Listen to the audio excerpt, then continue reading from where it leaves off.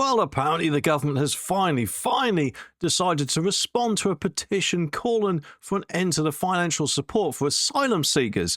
And apparently this online petition, which has gathered a staggering 395,267 signatures at the time of the article, has been waiting for a debate in the House of Commons for 25 days. Probably because, of course, they know how that would end up. And I'm guessing, I could be wrong admittedly, but I am guessing Labour wouldn't exactly do too well in that debate. But this petition was set up by Bob Clements, who explained that the current support includes shelter, food, medical care, including optical and dental, and cash support. Not to mention, of course, Bob, what we've heard in the news recently about their, shall we call them, days out bowling or to the cinema or where else they go. I mean, they might throw in a gym membership next. I mean, who knows? Bob, like quite a lot of us, I'm guessing, believes that the provisions that they basically get may, of course, inadvertently incentivize illegal migration. Because, yeah, let's face it, there's all TikTok ads all over the place, isn't there, about coming over here via the illegal route, isn't there? Which is, of course, particularly via the English channel. Therefore, this petition kind of urges the government to discontinue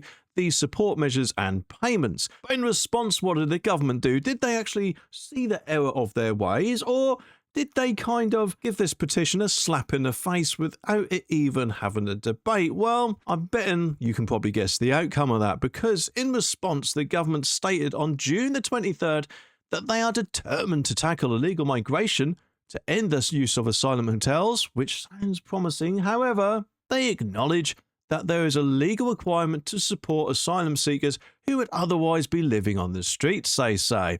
But get this, the government also expressed gratitude for everyone who took the time to sign this petition. So that kind of strikes to me as saying, oh, thanks for signing it, but I'm now going to wipe my bum on it, because that is basically what they've done with it, isn't it, eh? In my opinion, anyway. But, don't worry, because officials have added that the petition proposes ending support immediately. But whilst, of course, they understand the objective behind this proposal, they recognise that in many cases that people currently receiving support would end up living on the streets, including many women and children. But of course, the thing with that is, if they weren't here in the first place, then there wouldn't be any risk of them living on the streets over here, would there? So of course, ending some of their benefits, or at least watering them down a bit, would presumably stop them from thinking, England is a really good place to go. They give you this free, that free, or whatever else free it seems, eh? According to the latest official data, the number of rough sleepers in England in autumn 2024 was 4,667.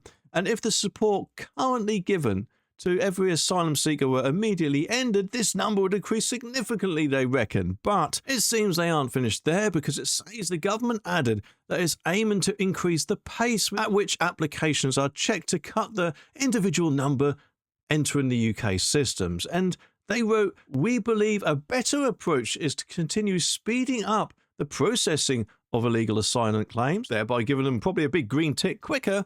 I mean, who knows, eh?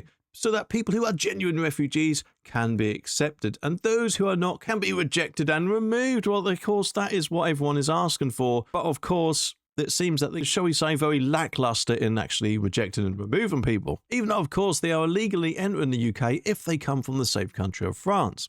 And either way, they say, we can keep working to cut the amount of money spent on asylum support. In addition, we will continue taking strong action to reduce the number of people entering the UK asylum system in the first place. Really? Well, that is good to know, but there is just one thing. How do they plan on doing that? Could it be their Security Border Force Command, who, let's face it, haven't seemed to have done bugger all since the idea was floated about? But anyway, what do you think about this? Let me know down in the comments, and I'll be back very soon with some more videos, so make sure you click the subscribe button down there so you don't miss my next one.